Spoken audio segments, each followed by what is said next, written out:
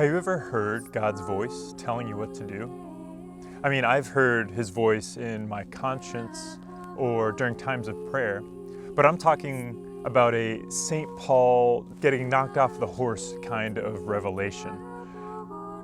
Now, it doesn't happen very frequently, but I do know a few priests who have heard God's calling in that way. Actually, both of them weren't even Catholic originally at the time. One was simply traveling in Rome and Italy, was at St. Peter's Basilica and witnessing one of the masses with the Holy Father, and he heard God's voice telling him, this is what you're supposed to do with your life. Or another man I know who discerned the priesthood, he again wasn't Catholic, but was very intrigued by the belief of Jesus' true presence in the Eucharist. And so he went to a Eucharistic adoration, and as soon as he walked in the room, he said he just fell flat in his face and said, this is it. So that kind of revelation does happen.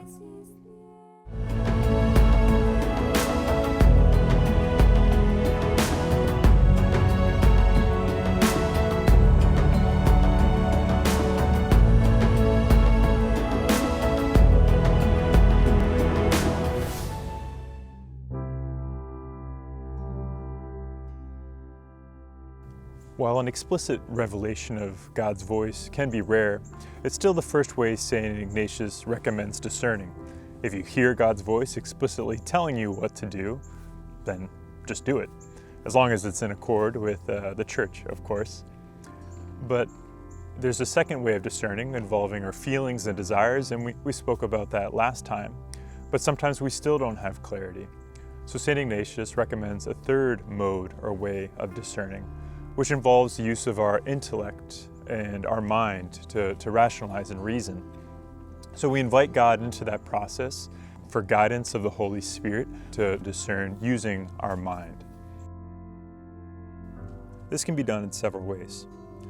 The first is to make a list of pros and cons for option A and pros and cons for option B. Marriage versus priesthood might be too big a question, but it could be, should I enter seminary this year or not? Or should I break up with this person I'm dating or not?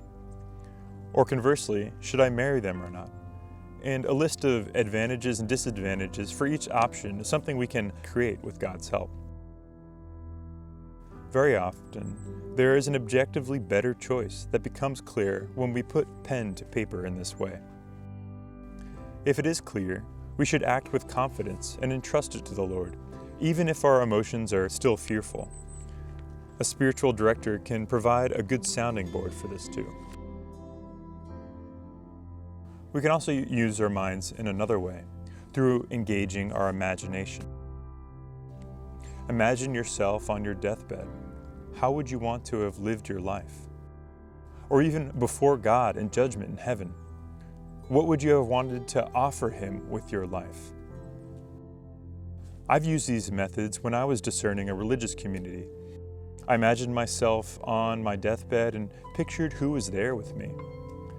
I expected to see religious men praying with me, but I was surprised to see ordinary folk, the laity surrounding me. Since this wasn't what I expected, I took this very seriously to prayer, along with several other indications, which eventually convinced me to apply to be a priest in the Archdiocese of Boston. Some of you may be wondering about how to discern between religious life and the diocesan priesthood, so I'll speak more about that next time.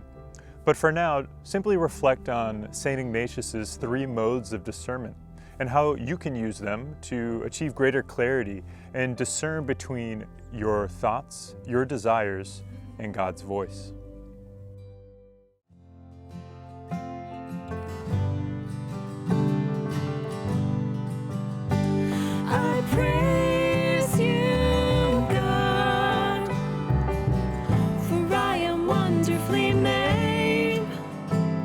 Search me, Lord, see me, God, lead me along an ancient path you have in store for me.